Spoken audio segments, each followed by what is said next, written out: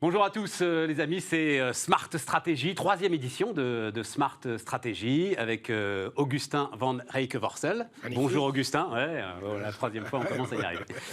Bonjour Augustin, le patron de Circle, tu t'occupes de stratégie et toutes les semaines on discute alors d'abord de quelques infos qui ont retenu ton attention.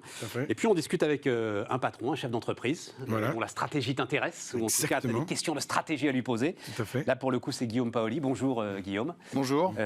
Cofondateur, cofondateur, vous étiez plusieurs. On est deux. Ouais, voilà, c'est ça, un cofondateur de Aramis Auto. Et on ne dit plus .com maintenant, moi j'ai aramisauto.com dans le... Oui, alors aramisauto.com, on le disait beaucoup en publicité pour que les gens viennent sur le site. Et maintenant, on essaie de positionner comme une marque plus globale. On a aussi 30 points de vente en France, donc on a enlevé le .com. Frénésie dans les points de vente, dans les concessions depuis 2 mois, là, ça n'arrête pas. Depuis mi-mai, on a une reprise vigoureuse. Ça marche bien. Mais au-delà même de tout ce que vous aviez anticipé, non ? Oui, ça marche bien. En fait, il y a eu un report d'achat pendant le confinement, parce que les gens ont besoin de voitures, c'est pas juste un achat d'impulsion. Il y a eu un report d'achat, plus nous, on était vraiment prêts le 11 mai, ce qui n'était pas forcément le cas de tous les opérateurs. Donc, tout le monde était prêt à travailler le 11 mai. On avait pas mal rallumé la publicité, et donc on a eu pas mal d'activités en mai. Et le gouvernement ensuite a apporté sa pierre à l'édifice avec la prime à la conversion. J'avais des chiffres qui me montraient, notamment sur l'occasion, un mois de juin qui va être peut-être 50% supérieur à ce qu'était le mois de juin 2019. C'est un chiffre à peu près cohérent là que je vous donne sur le marché. Ouais. On n'a pas les chiffres encore du mois de juin. Sur le marché des voitures neuves, qui est un peu mieux mesuré, on va dire que c'est au moins plus 25% par rapport à hier. Donc on ne va pas être loin de... Ouais, c'est ça, parce qu'il y a une grosse frénésie sur l'occasion aussi. Ouais. Gus, donc, Guillaume, vous commentez avec nous les quelques actualités qu'a retenu Gus, notamment alors Amazon qui investit dans la voiture autonome. Qu'est-ce qui t'intéresse là-dedans ? Oui, c'est intéressant parce qu'Amazon, on sait ils sont toujours en perte sur l'e-commerce, à part aux États-Unis. Les mecs qui paument du pognon sur l'e-commerce, pas qui sauve Amazon, mais ce qui fait Amazon, c'est son cloud. Absolument. Et ce qui aujourd'hui maintenant, et que la grosse perte d'Amazon sur son e-commerce, c'est la logistique. Et on voit que maintenant, ils essayent un peu de redescendre dans la chaîne de valeur et essayer de trouver des solutions pour justement enlever cette perte sur la logistique. Ils ont mis un très gros ticket sur Zoox. Et donc, c'est intéressant. Donc, Zoox, c'est une start-up spécialisée dans la voiture autonome. Ouais, exactement, véhicule autonome. Et donc, ils sont très, très avancés par rapport aux autres. Et donc voilà. Mais donc, c'est quoi l'idée ? Tu imagines déjà la livraison par véhicule autonome après, parce qu'ils nous ont quand même sorti la livraison par drone, qui s'est peut-être fait enfin, j'ai vu ça en Nouvelle-Zélande. C'est vraiment des remotes, quoi. Complètement. Et tu imagines donc la livraison par voiture autonome ? Oui, en fait, le dernier Miles. Alors, c'est le dernier Miles qui coûte extrêmement cher. En fait, il commence à se déployer dans des toutes petites zones en test, mais on peut s'imaginer que dans les quelques années à venir, il y aura un combat à ce niveau-là, et on voit qu'Amazon essaye de se positionner, quoi. Et c'est probablement une bonne manière d'utiliser la voiture autonome, parce que la voiture autonome pour les particuliers, aujourd'hui, on va dire sur le moyen terme, on ne voit pas trop comment, d'un point de vue coût, ça va fonctionner. Donc, par contre, trop cher. J'avais jamais entendu ça. Trop cher. Équiper une voiture pour qu'elle soit full autonome, c'est quand même extrêmement cher. Et en plus, il y a encore des conditions qui font qu'elle ne peut pas l'être. Alors bon, à Phoenix, où il fait tout le temps beau, où les avenues sont perpétuelles. Oui, mais juste pas s'occuper du volant dans les embouteillages. Ça, c'est possible. Ah oui, oui, mais ça le fait déjà. Parce que c'est toujours pareil, c'est la différence entre 98-99% autonome et 100%, la marge. Tout à fait. Alors que pour ce type d'usage, je pense que c'est dans pas si longtemps qu'on les verra. Complètement. Dans ce domaine-là, moi, il y a eu un move c'est le truc qui m'intéresse le plus, et je cherche quelqu'un d'ailleurs pour en parler, c'est le pivot qu'est en train de faire Uber. Uber a fait un énorme rachat dans la livraison de repas. Uber est en train de devenir en fait une boîte de livraison de repas et moins de VTC. Alors faire des pivots quand vous êtes une start-up, ok. Quand vous valez, c'est quoi la valorisation d'Uber 80 milliards de dollars. Je trouve ça sacrément culotté. Ils sont pris des bouillons en termes au niveau salaire, avec leurs employés. Ça a été très compliqué. Un certain nombre de la pays. livraison de repas, ils vont avoir les mêmes sujets. De toute façon, ça, ça va pas régler le problème des indépendants. Mais de nouveau, il y a peut-être des solutions qui sont moins le futur est peut-être plus à l'aise là-dessus. Maintenant, je suis d'accord avec toi. Le problème restera là, mais mais il y en aura peut-être d'autres. Guillaume, vous avez vu ça? Ils ont signé Oui. un chèque de plusieurs milliards de dollars pour acheter une boîte américaine qui était un de leurs concurrents dans la livraison de repas. On les voit de plus en plus. Enfin, leur activité VTC a baissé et ça a beaucoup augmenté. Ouais. Après, il n'y a pas de chiffres, donc c'est un peu difficile. Enfin, moi, je ne connais pas les chiffres, en tout cas, je ne les ai jamais vus passer. Ah bah ils sont au bilan, ils sont cotés maintenant, donc vous ouvrez. Il y a le détail. Bon, je vais pas. Ah bah oui, moi, oui, j'ai pas- oui, en tout ah cas, bah oui, il faut pas être le obligé de détail. donner un certain nombre de détails, c'est l'avantage de la cotation. Malgré C'est ce ces que je dis boîtes souvent, américaines sont beaucoup moins- c'est l'immense paradoxe de l'économie des entreprises, c'est vous n'avez pas le droit de mentir au marché. Vous n'avez pas le droit de mentir. Quand vous êtes coté, vous n'avez pas le droit de mentir. Ouais, c'est vrai. Mais Le seul endroit au monde où vous n'avez pas le droit de mentir, c'est la bourse. Voilà. Oh, mais tu regardes Amazon, par rapport aux boîtes européennes, les boîtes cotées américaines donnent beaucoup moins d'infos, quoi. Quand tu regardes la granularité qu'Amazon te donne, Ouais. franchement compliqué de voir où est-ce qu'il... Au niveau où est-ce qu'il géographique, perd dans la notamment, ils donnent très peu de détails. au niveau Oui, géographique. tout à fait. Ouais. Voilà. Bon. Chiffre de la semaine, donc. Alors, tu avais un chiffre de 17 000 Ouais, alors- suppressions de postes, on verra. Mais bref, Ouais. en tout cas, c'est les suppressions de postes dans les grandes entreprises Oui, qui mais t'intéressent. oui, parce qu'en gros, c'est intéressant de voir que toutes les entreprises ont dit surtout on touche pas à l'emploi, ça a été un peu à voir qui sortait le premier du bois, hein, parce que politiquement et même en termes d'image, c'est un peu compliqué. Et maintenant qu'il y en a un premier qui est sorti, ils font tous la queue. On en parlait tout à l'heure, c'est de la suppression d'emplois, donc c'est pas du Suppression de postes, de la c'est pas du suppression- licenciement, pas du c'est des licenciement. suppressions de postes. Exactement. Et donc ça montre aussi qu'en fait il y a un peu une opportunité, quoi. Il y a un truc à jouer là maintenant et on va en profiter aussi pour vu qu'il y a une conjoncture, de jouer quelques cartes. Donc voilà, mais c'est important c'est de voir cette queue de grands groupes qui fait pour faire leurs annonces. Guillaume, Ça, c'est pas le assez rare. sujet pour Aramis Ah, Auto. pour nous, c'est pas le sujet du tout. Ah non, ça, c'est- on est une entreprise d'une certaine taille, mais on est en Combien, croissance. c'est quoi le chiffre d'affaires d'Aramis? Alors, le chiffre d'affaires d'Aramis, c'est 750 millions. Il y a à peu près 800 personnes sur 3 pays. Le 2 tiers du business, c'est en France. Et nous, on fait une croissance de 10-15% tous les ans depuis peut-être 2008, quoi. Et 750 Ouais. millions. alors, dans la distribution automobile, ça va assez Aïe, vite. aïe, hein. aïe. Ouais, enfin quand même, c'est une belle histoire. On n'est pas dans le sas. Mais ouais, ça marche bien, c'est une belle histoire. Ouais. Enfin, on espère. Non, mais ce qu'il faut aussi préciser quand même, c'est que l'ensemble des grands groupes français ont une falaise démographique à gérer. Ouais, mais complètement. Voilà, que tous les pays développés ont à gérer. Donc effectivement, qui profitent de ce moment pour pas remplacer les départs en retraite, Exactement. et même pour commencer à réfléchir à une gestion plus intelligente. Non, mais c'est sûr. Non, Alors, ce que moi j'accepte d'appeler les seniors, mais évidemment ça choque beaucoup. Non, bref, Tu des te plus de dis 55 ans, carrément moi je dis des vieux, donc qu'il y ait une gestion intelligente des plus de 50 ans, Ouais. ça oui, ça c'est un Ouais, enjeu de tout à société très profond. Donc, complètement. dernière info. Ouais, dernière info. C'est un petit truc un peu décalé, mais c'est l'Ovis qui lance une assurance pour les chiens et les chats. C'est amusant. En fait, ça reste un peu très embryonnaire, mais c'est voir ces assurances qui essayent d'aller très loin dans la granularité. C'est une boîte qui fait de l'assurance purement en ligne. Hein, il y a rien d'autre. Mais ils font quoi? Ils font de l'assurance santé, de l'assurance Non, automobile, de non, l'assurance. oui, mais ils font surtout des assurances de smartphone, de tous Ouais, les petits d'accord. objets Ouais, que d'accord. tu n'assurais pas avant. Ouais. Et en fait, ce truc-là, avant, il était uniquement réservé pour des trucs complètement loufoques que tu allais assurer à Londres. La Lloyd, d'ailleurs, était un peu spécialisée là-dessus, sur les joueurs de foot qui assuraient leurs jambes. Ouais, Truc très spécifique. Et là, maintenant, ils viennent te le donner dans les mains du particulier qui peut assurer les petits objets, les petits trucs auxquels il tient beaucoup. Oui, et puis c'est le type même de truc que tu peux vendre en bundle, ça, non? C'est-à-dire, complètement. tu vends, je sais pas quoi, la niche du chien avec l'assurance qui va bien. Exactement. Ouais. C'est une très bonne manière de rentrer chez le particulier, quoi. L'assurance affinitaire. Voilà. Assurance affinitaire. Ouais. Il y avait, je ne sais plus quel réseau de jouets qui, au lancement de la PS3 ou la PS4, avait proposé une assurance résultat scolaire. Si votre gosse, Allez. vous achetez la console, le résultat scolaire baisse, on vous paye un prof à la maison. Il y a tout un business d'assurance affinitaire. Ah, Si, c'est ouais. génial, ça. Mais c'est génial! Bon, c'est des petits volumes. Hein. Ouais, mais non, mais après, c'est des coups de pub aussi, hein, parce que Oui, c'est les des mecs claims là, ils marketing. vont pas assurer 100 000 chiens, hein, c'est juste que avec ça, on parle d'eux, et puis Oui, tu rentres et puis alors, c'est aussi le sujet autour des animaux de compagnie, c'est-à-dire, qui est un vrai marché. voilà, il y a des budgets qui sont parfois des budgets considérables. Et j'ai appris, d'ailleurs, ils viendront nous voir pendant le mois de juillet, je ne savais pas, Mars Chocolat. Ouais. L'énorme boîte industrielle américaine Mars Chocolat. La moitié de ses activités, c'est des cliniques vétérinaires. Allez. Tu me dis quel est le rapport? J'en sais rien. Donc ils viendront.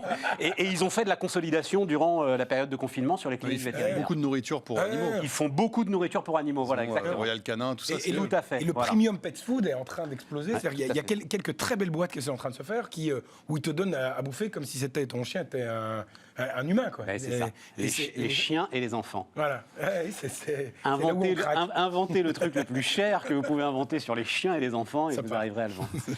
Bon, Là. première partie, c'est Ouais. bon, on a fait le tour. Exactement. Et on va discuter maintenant avec Guillaume Paoli, donc fondateur d'Aramis Auto. Qu'est-ce Ouais. qui t'intéresse en termes de stratégie? Alors, moi, j'ai d'abord 3 petites questions que j'aime bien poser au début, juste pour voir un peu, mais essayer d'y répondre brièvement. Mais Ouais. le pourquoi est-ce que tu seras encore là, toi, dans 10 ans? Parce que c'est quoi le truc? Tu te dis, bah, écoutez, les mecs, vous inquiétez pas, moi, je serai là encore dans 10 ans, parce que. C'est quoi le petit. Voilà. Alors Aramis sera là encore dans 10 ans parce que les gens ont besoin de mobilité et que dans 10 ans, l'automobile sera encore le vecteur principal de la mobilité individuelle en tout cas. C'est ça. Et toi, particulièrement Moi, à titre personnel. Non, non, non. Aramis Lui, à titre personnel, il espère qu'il sera Moi, je sais pas où je serai. quelque part, Mais tranquille. Peut-être encore là, mais non. Qu'est-ce qui fait Pourquoi qu'Aramis sera là? Nous, alors c'est très customer centric, c'est toujours le truc un peu tarte à la crème. Mais quand on s'est lancé, on avait vraiment la vision avec Nicolas, l'autre cofondateur, de dire voilà, cette industrie de la distribution automobile est pas du tout organisée en fonction du consommateur. Elle est organisée en fonction des besoins des constructeurs. C'est ça. Historiquement, tu as une marque qui met des concessionnaires, donc une concession, des baronnies qui ont des droits, etc. Et le consommateur, qu'est-ce qu'il veut? Il veut pouvoir choisir sa marque. Il veut pas avoir à négocier le prix, il veut payer le prix juste. Donc nous, on a mis le client au centre, vraiment, pour de vrai. Il peut choisir son parcours, soit il peut acheter sur Internet, il peut acheter dans nos points de vente, il peut être livré à la maison, il peut être livré dans nos agences, il peut acheter une voiture d'occasion, il peut acheter une voiture neuve, il peut la financer. Voilà. Ouais. Et donc nous, on va s'adapter à ce que veut le client. Et par contre, ce dont je suis certain, c'est que dans 10 ans, toutes les études le montrent, enfin, au-delà de 10 ans, c'est un peu compliqué, mais on va dire dans 10 ans, les gens auront encore besoin de mobilité individuelle. C'est ça. Et nous, on sera là pour les Flex, servir. C'est ta customer centricity. Ok. Oui, mais juste un mot là-dessus. Il se trouve que cette semaine, on a reçu Karine Schrenzel, qui est, que vous connaissez, j'imagine, Shop Invest. C'est elle qui a racheté les 3 Suisses. C'est elle qui, quand même, Ah oui, ça. a sorti du confinement, a racheté Rue du Commerce. Oui. Elle dit le business Internet, c'est quand même chaud en permanence. C'est-à-dire, vous fermez un œil 20 secondes et vous vous faites disrupter. Y a pas, tu n'as pas, toi, ce risque-là sur la distribution automobile? Toujours un risque de se faire disrupter, mais nous, on a pris le parti d'avoir un modèle hybride, multicanal, omnicanal, multichannel, enfin, choisissez votre terme, mais parce qu'on pense que c'est ce que le consommateur veut. Quand tu n'es uniquement sur Internet et que tu fabriques pas tes propres produits, bah, c'est vrai que tu as le risque de rentrer dans la guerre des prix. Ouais. Et nous, on n'est pas que dans la guerre des prix, on est aussi dans l'expérience, avec tout ce que je disais un peu C'est ça. tout à l'heure, satisfait ou remboursé, enfin je ne vous fais pas tout le pitch commercial. Et même depuis 7-8 ans, on fabrique, entre guillemets, nos produits. C'est ce qu'on appelle, nous, les voitures reconditionnées. Ok. Où on a mis en place des usines de reconditionnement automobile, où on arrive à proposer des produits, à leur donner une deuxième vie, avec un niveau de garantie et de prix, pour nous, inégalé sur le marché. Et donc, on n'a pas vraiment fabriqué la voiture, mais on a quand même fabriqué quelque chose. C'est back market, c'est le modèle téléphone portable. C'est le modèle téléphone portable. On a lancé le terme reconditionné dans l'automobile peut-être en 2013, peut-être, quelque chose comme ça. Et voilà. là maintenant qui commence à se mettre dessus. Hein. Alors, C'est- il y a la voiture d'occasion, ça a toujours existé. Non, non, mais tu reconditionnes en changeant de thermique Voilà. à- Non, le rétrofit, Non, Ok, le c'est ça, rétrofit, c'est autre chose. C'est encore autre C'est pour chose. plus tard, Ok, un jour. ok. Mais non, nous on prend une matière première qui est une voiture d'occasion, Ouais. on la reconditionne, Ouais. et on te dit, pendant 1 an, tu vas pas chez le garagiste, Ok. pendant 15 jours, 1000 km, tu es Ouais, satisfait. donc embrayage, boîte de vitesse, enfin, voilà. Fais ce qu'il faut pour que tu n'aies pas besoin de faire tout ça. C'est quoi les volumes de reconditionnés? Alors, un peu moins de 20 000 cette année en France. Et c'est quelque chose dont je pense que ça a monté en puissance. Très forte croissance. Mais on est sur Ouais, un c'est de la marché, réassurance. le marché des voitures d'occasion en France, c'est 5,6 millions. C'est 3 fois plus que le Bon, véhicule. voilà, donc il y a de la place, quoi. Et les particuliers tiennent quelle part de ce À marché? peu près 2 tiers. À peu près 2 Dans tiers. les particuliers, il reste à peu près 2 millions. Donc il y a quand même pas mal de place. Ouais, ouais. Top.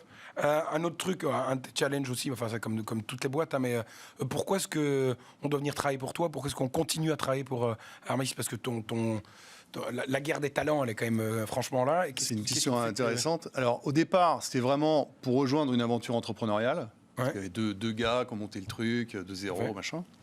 Ça fonctionnait toujours.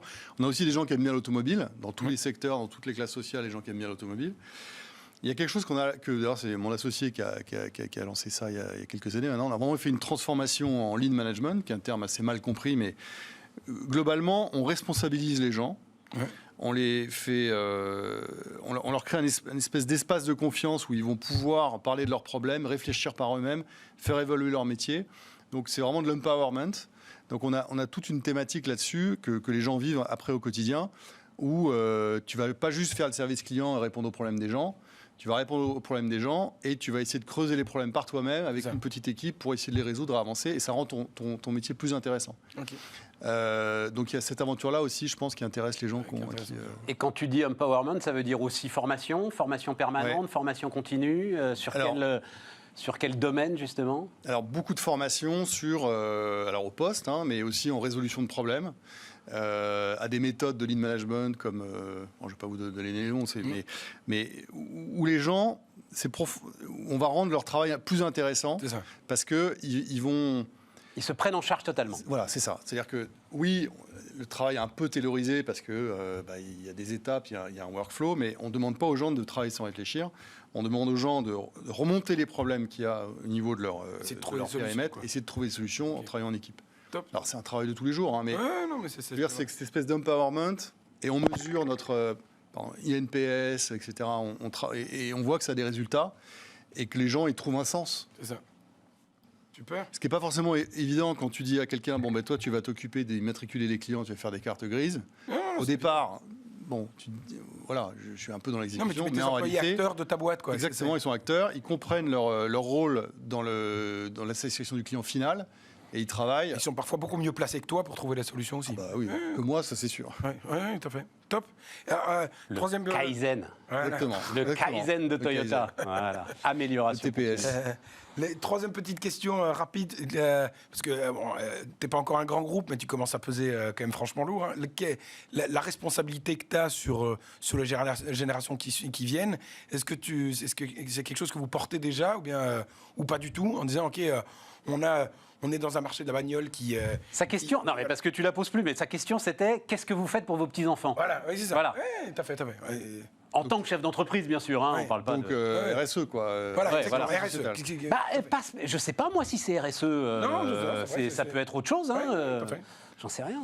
Alors, nous, la question, ce sur quoi on travaille aujourd'hui, les questions qu'on se pose...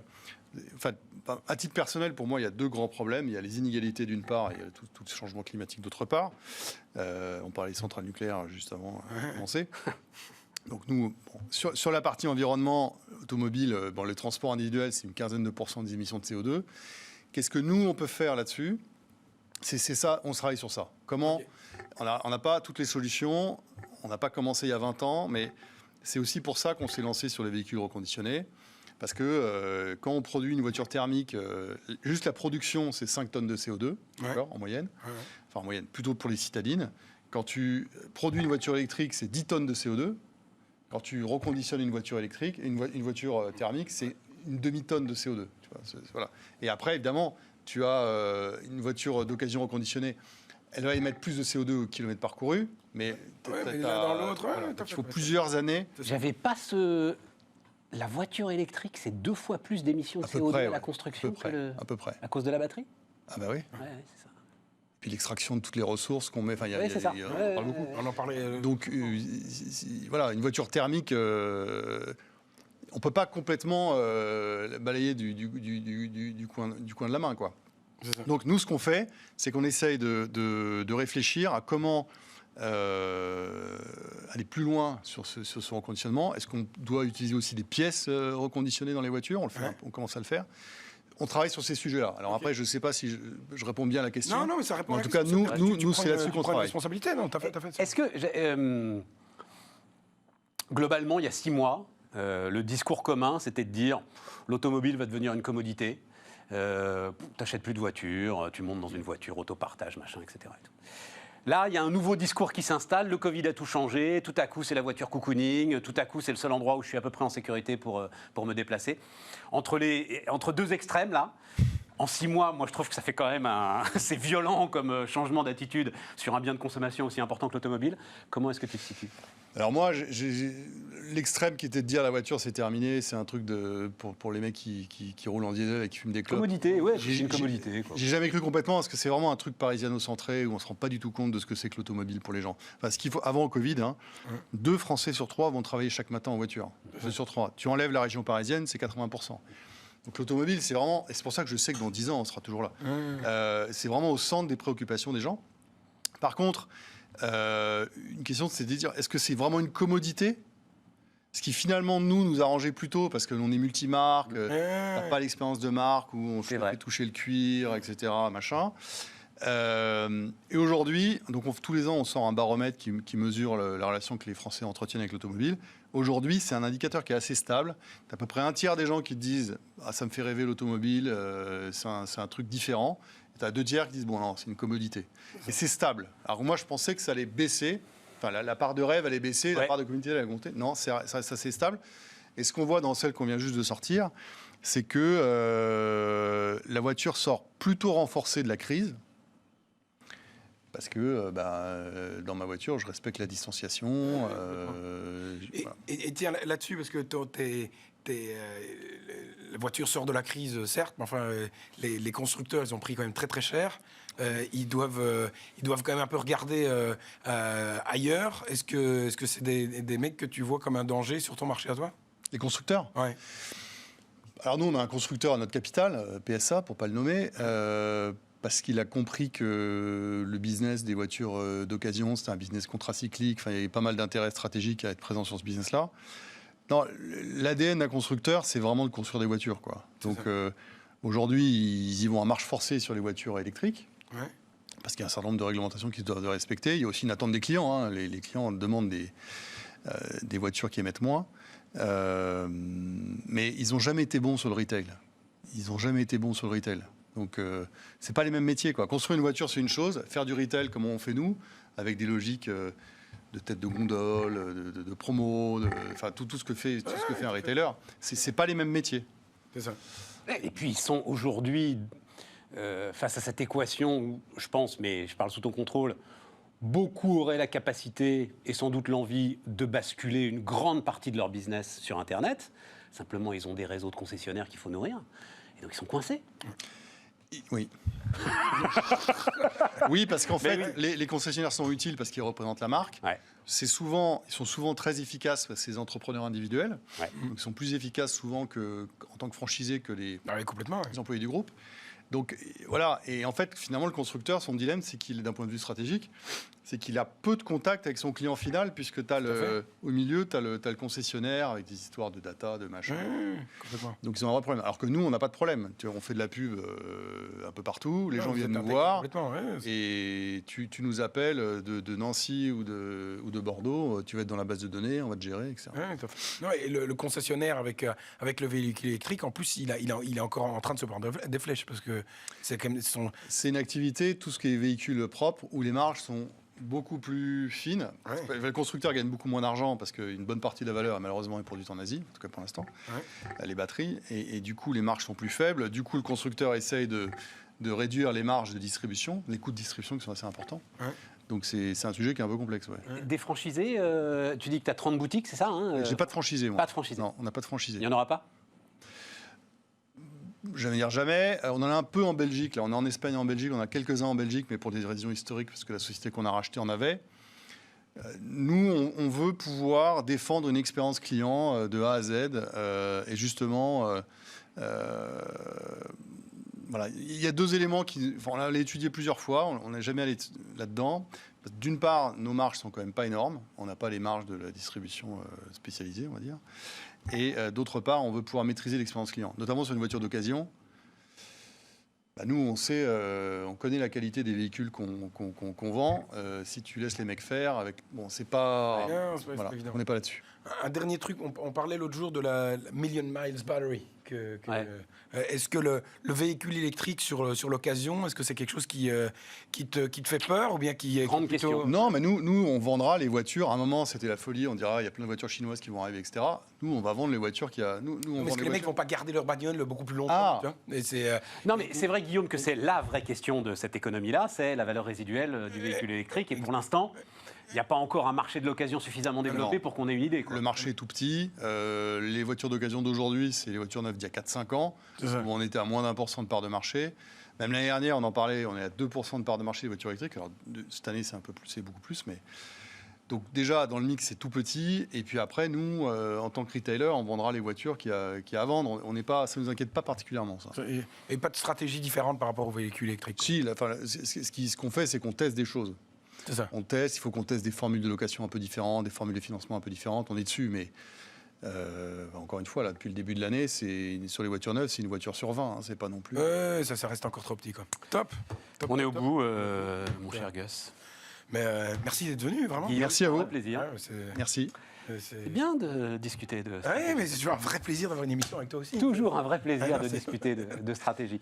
On se retrouve la semaine prochaine pour Smart Stratégie.